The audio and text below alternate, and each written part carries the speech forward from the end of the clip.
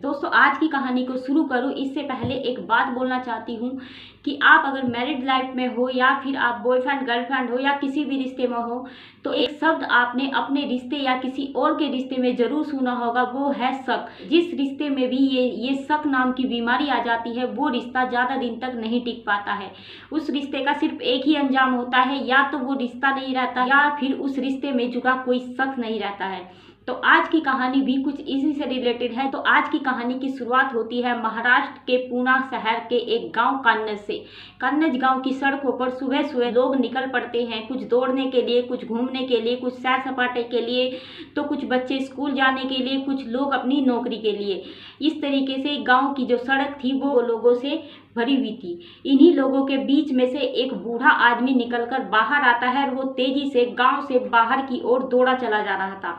लेकिन ताज्जुब की बात तो ये थी कि जो भी उस आदमी को देखता है उसके रोंगटे खड़े हो जाते हैं, उसका कलेजा मानो बाहर निकल जाता है, शरीर एक जगह सिहर हो जाता है।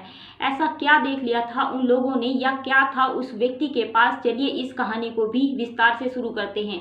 दरअसल वो जो व्यक्ति था, उसके एक हाथ में एक कुल्हाड़ी होती है जो पूरी तरीके से खून में डूबी हुई थी, और दूसरे हाथ में एक सर उसने पकड़ा हुआ था जिससे अभी भी खून टपक रहा था। अब ये सारा दृश्य देखकर किसकी आंखें नम नहीं होगी या किसको डर नहीं लगेगा?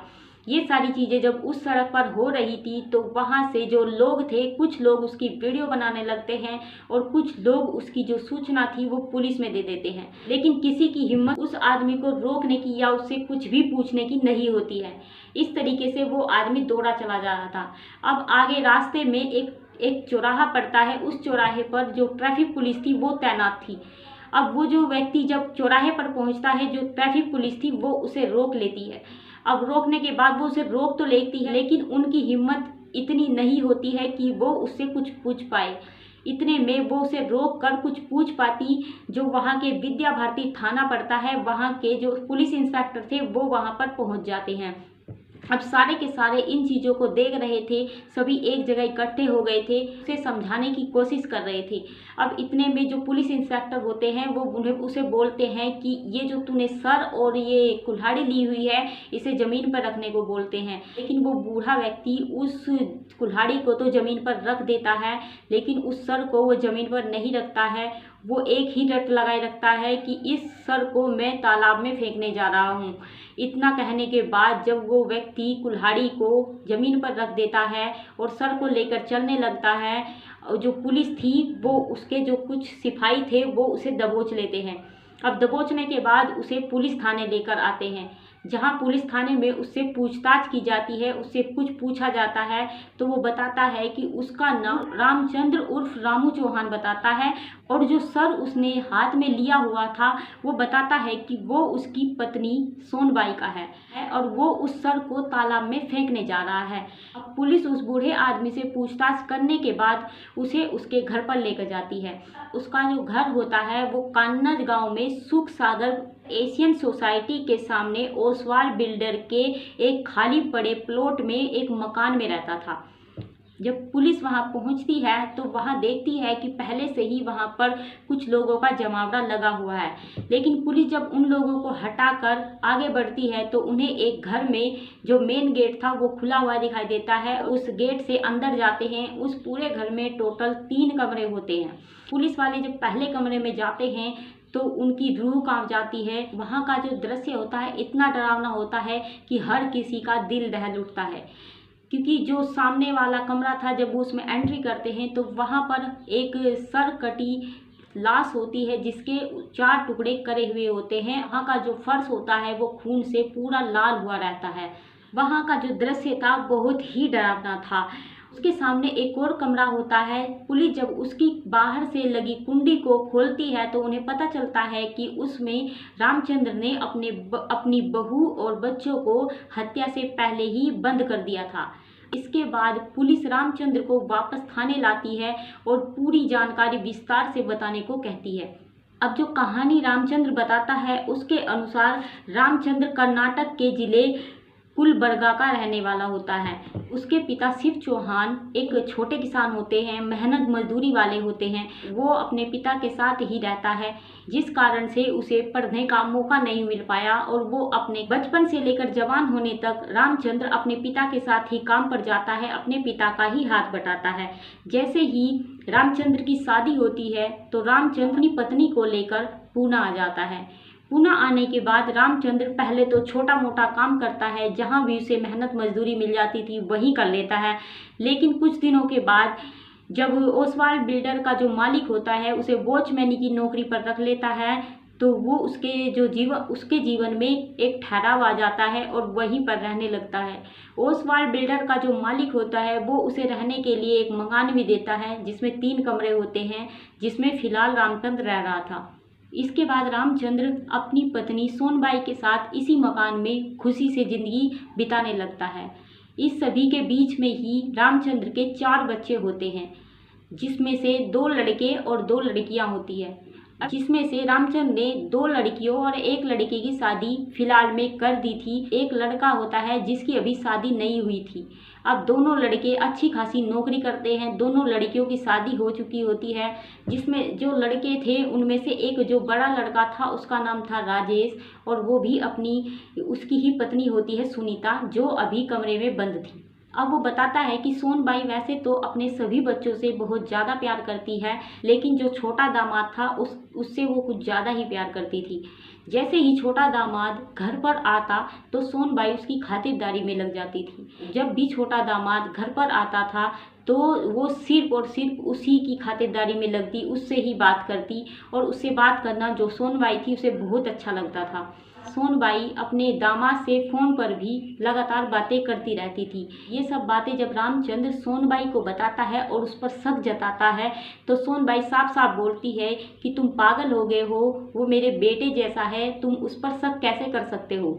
ये सारी चीज़ें लगातार होती रहती है। ये जो सिलसिला था ये लगातार चलता रहता है। आए दिन रामचंद्र बहाने ढूंढता रहता है सोनबाई से लड़ने के, सोनबाई को कुछ ना कुछ शक जताने के। जब भी सोनबाई अपने दामाद से बात करती है या फिर जब भी वो अपनी छोटी लड़की से बात करती है तो मानो जो रामचंद्र था उसका खून खोल उठता है। बार बार वही चीज़ें रिपीट होने लगती है और बार बार वही चीज़ें लड़ाई की झगड़ों की जड़ बन जाती है। पत्नी को इन बातों को लेकर रामचंद्र पर बहुत ज़्यादा गुस्सा आता है और वो बार बार इन चीज़ों को उसे बना करती है बोलने को, और बार बार उसका खून खोलने लगता है कि तुम ऐसा इतना घटिया इल्ज़ाम मेरे ऊपर कैसे लगा सकते हो। इसी संदेह की वजह से रामचंद्र और सोनबाई होती है, उन दोनों के बीच में जो मधुर संबंध होता है वो कहीं ना कहीं बिल्कुल ख़त्म हो गया था। इसके बाद उन दोनों में जो लड़ाई झगड़ा था वो आम बात हो गई थी। इन सब चीज़ों को देखकर जो रामचंद्र की बहू थी सुनीता, वो भी उन्हें समझाकर थक चुकी थी और बार बार डेली यही काम उनके आम हो गए थे। किसी की भी बात रामचंद्र के समझ में नहीं आती थी। नौबत यहाँ तक आ गई थी कि रामचंद्र को अपनी पत्नी सोनबाई से इतनी नफरत हो गई थी कि वो उसे सामने देख भी नहीं सकता था। इतनी नफरत उसे अपनी पत्नी से हो गई थी।